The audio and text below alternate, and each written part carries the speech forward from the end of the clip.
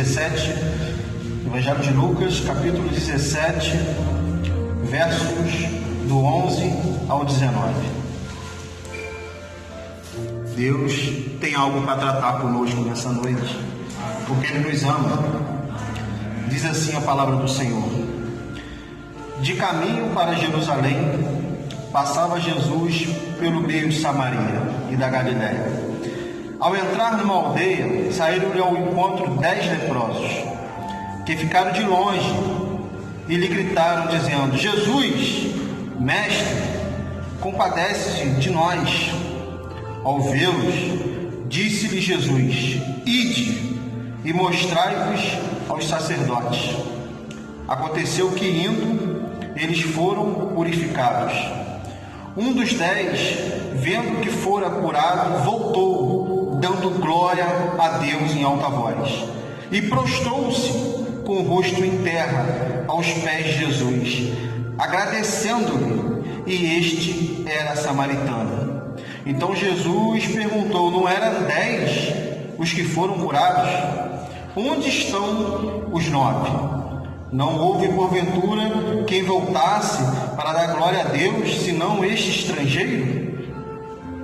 E ele disse: levanta-te, vai, a tua fé te salvou. Amado Deus, obrigado por essa oportunidade, que a tua palavra venha ter eficácia em nossas vidas nessa noite. Trabalhe em nós, ó Pai, aquilo que o Senhor quer, para a tua honra e para a tua glória, em nome de Jesus. Amém. Pode tomar o seu assento. Texto bem conhecido, mas antes de entrar naquilo que Deus quer tratar conosco nessa noite, é importante saber quem eram esses leprosos. A Bíblia não nomeia eles, mas Lucas relata que havia 10 leprosos. E os leprosos, eles eram considerados imundos. Eles tinham que viver de longe das outras pessoas, isolados, pois tinha uma doença que não existia cura naquela época. Então eles tinham que ficar de longe. Alguns deles usavam até um sino, para quando ele caminhasse, aquele sino tocasse, e as pessoas sabiam que ali havia um leproso. Tinha que se afastar de sua família, dos seus conhecidos, indo para a sua caverna, um leprosário, e muitos deles, dependendo da gravidade, já esperando a morte, porque era uma doença que não tinha cura. E Jesus, ele manda esses homens ir mostrar aos sacerdotes, porque naquela época o sacerdote era quem examinava. O sacerdote que olhava, fazia os seus testes e dava o diagnóstico se ele era puro ou não. E certamente esses homens já foram aos sacerdotes, porque eles já eram considerados leprosos.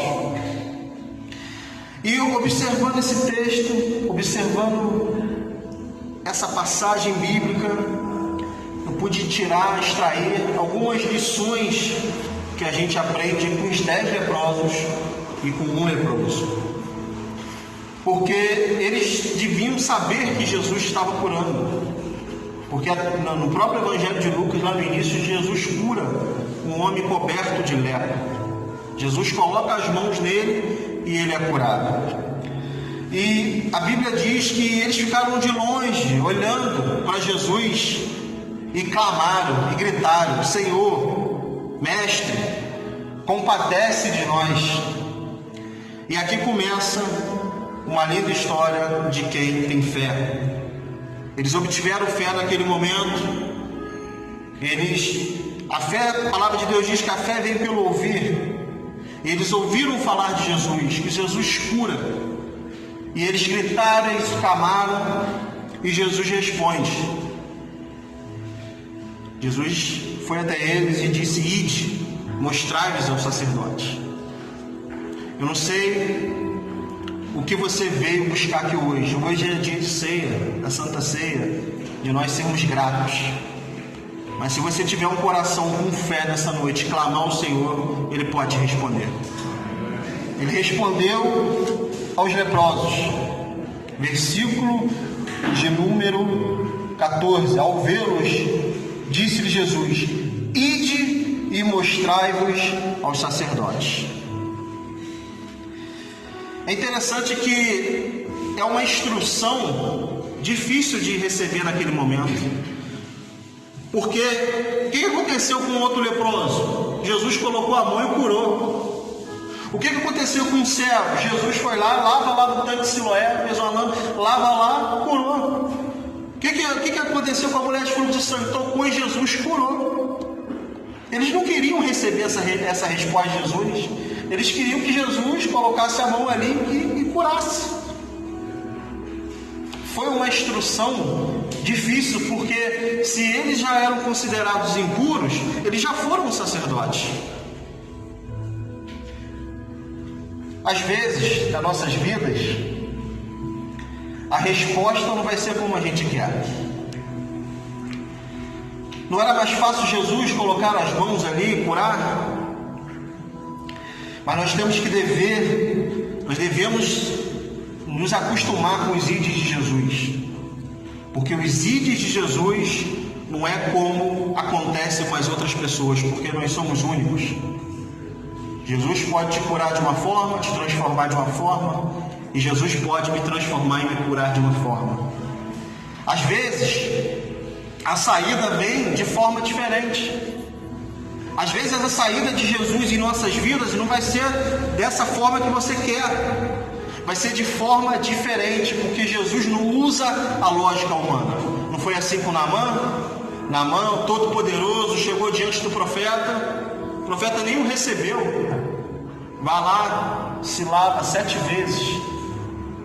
Ele queria que o profeta fosse lá e desse uma palavra e ele fosse curado, mas não.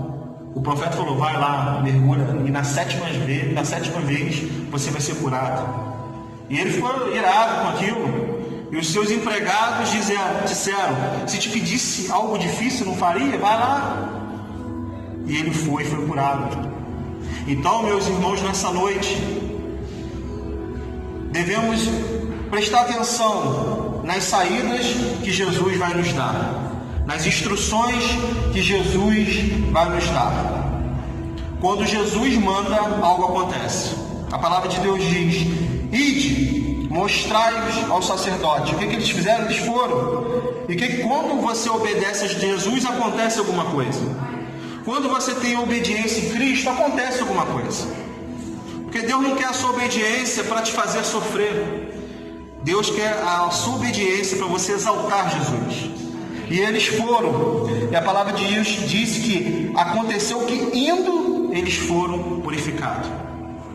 É no caminho com Jesus que as coisas acontecem. É quando Jesus te dá uma ordem, você vai e cumpre. É no caminho que, como você não perceba, as coisas de Deus acontecem na nossa vida. Não é da sua forma, é na forma de Deus. Eles vão e o milagre é instantâneo. Eles são purificados, eles são curados, os 10. Mas nem sempre vai ser instantâneo, nem sempre vai ser rápido, nem sempre vai ser da nossa forma, nem sempre vai ser assim, porque Deus tem a forma dele de trabalhar. Mas uma coisa é certa: quando eu obedeço, a cura vem. A transformação de Deus em nossas vidas, ele vem. Quando eu ando em obediência em Cristo, a transformação vem. Aqueles homens foram transformados naquele momento porque obedeceram o ídolo de Jesus. Eles não poderiam ir porque eles já foram antes do sacerdote. Eles já eram examinados como leprosos. Mas se é Jesus que está mandando, eu tenho que ir. Porque Ele sabe de todas as coisas. Ele sabe o meu futuro. Ele sabe o que vai acontecer. Por isso, se Jesus te mandar fazer algo difícil, vá. Algo que você não está imaginando, vá. Porque é no caminho que as coisas podem acontecer. Eles clamaram, eles obedeceram e eles tiveram a cura. Isso é muito bonito. Só que o que eu quero tratar aqui hoje é algo que acontecia lá atrás, e continua acontecendo no nosso meio. Eu percebo nesse texto que muita gente quer a bênção, mas não quer o abençoador. Muita gente quer o momentâneo e não quer o que é eterno. Aqueles 10 homens, 9 só queriam a bênção, só queriam a cura. Quando eu falo só, é porque Jesus pode dar muito mais do que isso. Jesus pode te dar a vida eterna, que é muito mais que uma cura. É melhor você morrer doente, sem cura, e ir para o céu, do que você ser curado e ir para o inferno. Nós não sabemos o fim desses 9, mas o texto aqui deixa claro que aqueles 9 só pensaram na sua cura. Que nós possamos nesse momento nos revisar nessa noite, a noite de nós examinarmos, e nós podermos pensar que a bênção não pode ser maior que o abençoador, que o que é momentâneo não pode ser maior do que é o eterno. Só que tem um homem desses 9, desses 10, tem 10% que nos ensina algo extraordinário. Confira comigo no texto, versículo de número 13. Não, desculpa, versículo de número 15. Um dos 10, vendo que fora curado, voltou. Quem é você e eu quando recebemos algo de Cristo? A gente volta para perto dele ou a gente some de perto dele? A gente volta para ele, a gente reconhece que é ele que tem o poder, a gente reconhece que é ele que me deu a cura e continua perto dele, ou a gente vai como os 9, agora eu recebi o que eu quero, agora eu vou embora. Eu recebi o que eu quero, eu vou para longe. Esse homem não, esse homem volta. A primeira atitude dele, ele volta. Que nós, ao recebermos daquilo que Cristo vai nos dar, possamos voltar e permanecer. Que é isso que Jesus quer de nós. Eu vou correr porque o tempo é curto, mas outra atitude que ele toma, que é muito importante, é que ele voltou dando glória a Deus em alta voz. Ele não só voltou, antes ele tinha que gritar, porque ele tinha que ver Jesus de longe. Jesus estava lá no outro lado da rua, ele tinha que gritar: mestre, me cura. Agora ele não precisava mais gritar, agora ele estava perto do mestre, mas a alegria dele é tão grande, de gratidão ao Senhor, que ele grita glorificando a Deus, glorificando ao Rei dos Reis. Quem somos nós quando recebemos algo de Deus? Quem é devido toda a honra e toda a glória? É Deus ou não? Esse homem, ele honra a Deus naquele momento. Ele poderia não gritar mais, mas ele grita para todo mundo ouvir que a glória é de Deus. Ele reconhece que Jesus ali é o Filho de Deus. Ele reconhece que foi Deus que fez. Mas não só ele volta, não só ele dá glória a Deus alta voz, o texto diz que ele prostrou-se com o rosto em terra aos pés de Jesus. Sinal de humilhação, sinal de reconhecimento. Não há lugar melhor de nós agradecermos as nossas bênçãos, agradecermos a nossa saúde, agradecermos as nossas coisas, agradecermos a nossa vida aos pés de Jesus. Muitos recebem e vão para longe, porque só querem a bênção. Aí a bênção acaba, ele volta. Aí ele vem e pega mais uma bênção. E ele vive nessa, perdendo e ganhando, perdendo e ganhando. Com Cristo a gente não vai ganhar todas. No mundo tereis aflições, mas tem de bom ânimo. Mas a paz que reina em Jesus permanece em nós. Porque a gente escolhe o melhor lugar aos pés de Jesus. E a Bíblia ainda diz, após ele se prostrar, olha o que diz o texto, versículo 15, 16: e prostrou-se com o rosto em terra aos pés de Jesus, agradecendo-lhe. Se ele tivesse agradecido, é só uma vez. Muito obrigado, valeu, muito obrigado. Não, o texto diz aqui o que? Ele está agradecendo. Ele não para de agradecer. A vida dele, ali naquele momento, prostrado, ele está agradecendo ao Senhor. Porque ele teve gratidão.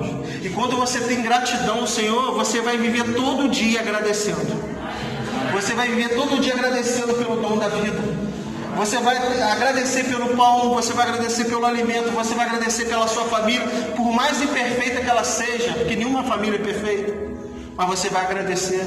E quando você demonstra gratidão em Cristo, já viu um filho grato? Já viu quando tu dá algo para o seu filho, ele é grato? Dá vontade de dar mais. Quando ele é obediente, imagina o nosso Deus, que é infinitamente mais do que pedimos ou pensamos. E ele ali continua agradecendo. E o texto no final aqui diz: e este era samaritano. Este não era da fé, mas ele ouviu falar de Jesus e usou a fé, virou um da fé. Porque quando você tem um encontro com Jesus, embora você não era da fé, e você é transformado como esse homem foi, você permanece na fé. Quando você escolhe voltar, quando você escolhe estar aos pés, se prostrar, agradecer, você permanece, porque você vê que o abençoador é maior que a bênção. A bênção é só um detalhe, a bênção corre atrás daquele que está em Cristo. E esse homem era samaritano. Se você se entregar a ele, não sei se você é o da fé, não sei se você que está nos assistindo em casa se esfriou da fé, mas se você se voltar para ele hoje, você não tem noção do que Deus pode fazer na sua vida, porque ele é bom. Deus não tem prazer de não te abençoar. A lepra aqui, ela é a mesma coisa que um pecado. Só que o nosso pecado faz divisão entre nós e Deus. Então reconheça aquilo que você precisa reconhecer diante de Cristo. Volte para Ele nessa noite. Clame, busque, que Ele pode fazer. Ele pode mudar as circunstâncias, as situações. Se entrega a Ele. Não pense na bênção momentânea. Pense na bênção eterna. Pense no abençoador, que é Jesus Cristo. E no final desse texto, eu estou encerrando, ele faz algumas perguntas, e isso eu acho interessante. Ele faz as perguntas no versículo 17. Então Jesus lhe perguntou: não eram os 10 que foram curados? Onde estão os 9? Não houve porventura quem voltasse para dar glória a Deus, senão esse estrangeiro? Jesus faz 3 perguntas. E aquele homem continua prostrado, porque Jesus só manda ele levantar depois que ele faz essas 3 perguntas. E a gente tem que imaginar, a Bíblia nesse momento não foi rápido como um versículo. O versículo, eu falo aqui desse versículo, essa perícope, em 10 segundos. Houve mais tempo ali. E aquele homem está prostrado diante de Jesus, agradecendo: obrigado, Jesus, obrigado, Jesus, obrigado, Jesus. E Jesus está fazendo 3 perguntas. E não sei se foi para os discípulos, eu não sei se foi para os apóstolos, eu não sei se foi para o próprio homem, eu não sei se foi para a multidão que estava em volta. Mas aquele homem não responde Jesus, ele continua agradecendo. Ele continua prostrado. E eu aprendo aqui, quando vier as perguntas da vida, que eu não sei os porquês, eu não tenho que procurar os porquês, eu tenho que me prostrar e adorar e agradecer. Quando vier a dificuldade em mim, em sua vida, eu não tenho que ficar perguntando a Deus os porquês. Por que disso? Eu tenho que me prostrar, continuar prostrado aos pés dele, continuar agarrado aos pés dele e deixar que o tempo mostre, e deixar que Jesus mostre. Foi o que esse homem fez. Ele continua prostrado. Está Jesus fazendo as perguntas, ele está prostrado, agradecendo. Eu não sei qual é a pergunta que você tem questionado nesse tempo. Por que disso? Por que da minha esposa está assim? Do meu marido está assim? Por que dos meus negócios? Por que minha vida espiritual está assim? Fique aos pés de Jesus prostrado, porque sempre depois, se você se prostrar aos pés de Jesus, Jesus vai dizer algo. Sempre que você estiver agarrado aos pés de Jesus, mesmo com um turbilhão, mesmo passando algumas dificuldades da vida, Jesus vai dar resposta à saída. E eu te provo aqui no texto. Depois que Jesus fez essas perguntas, olha o versículo 19. O que Jesus falou para esse homem? Levanta-te e vai, a tua fé te salvou. Quem quer a bênção, recebe só a bênção pela misericórdia de Deus, e muitos não recebem, porque Deus sabe que se Ele der a bênção ali, você vai perder ela aqui. Mas quem permanece com o abençoador, quem permanece com Ele, tem a maior bênção do mundo, que é viver eternamente com Ele. Quem ama Ele, tem a maior bênção do mundo, que é viver eternamente com Ele.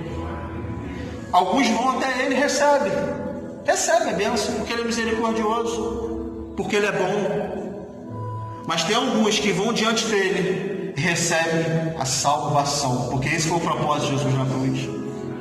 Esse foi o propósito, que Deus amou o mundo de tal maneira que deu o seu único Filho, para que todo aquele que nele crê não pereça, mas tenha vida eterna. Escolha nessa noite o que é eterno na sua vida. Escolha nessa noite. Jesus vem falando muito sobre isso em João 15. Aquele que permanece em mim. Olha só, se você olhar esse capítulo, ele fala de permanecer, se eu não me engano, 8 vezes. E tem um momento, no versículo 7 ele fala: aquele que permanecer em mim e as minhas palavras permanecerem em vós, pedirei tudo o que quiseres e será feito. E muitos acham que esse texto, que esse versículo, Jesus tem que dar o que Ele quer. Não é. Quem permanece na palavra de Jesus sabe até algumas coisas que não deve pedir a Jesus. Quem permanece nas palavras de Jesus tem bom senso de pedir algumas coisas a Jesus. Quem permanece em Jesus sabe que Jesus quer que nós temos uma vida em abundância aqui na terra. Nós podemos não ser ricos, milionários, mas não vai faltar nada, porque Jesus, Ele não vai deixar faltar nada a quem permanece nele. A Bíblia diz que nunca viu um justo mendigar o pão, nem a sua descendência passar fome. Permaneça em Jesus. Escolha o que é eterno. Permaneça, porque é permanecendo que as coisas acontecem. Eu quero que você fique de pé. Nós vamos orar.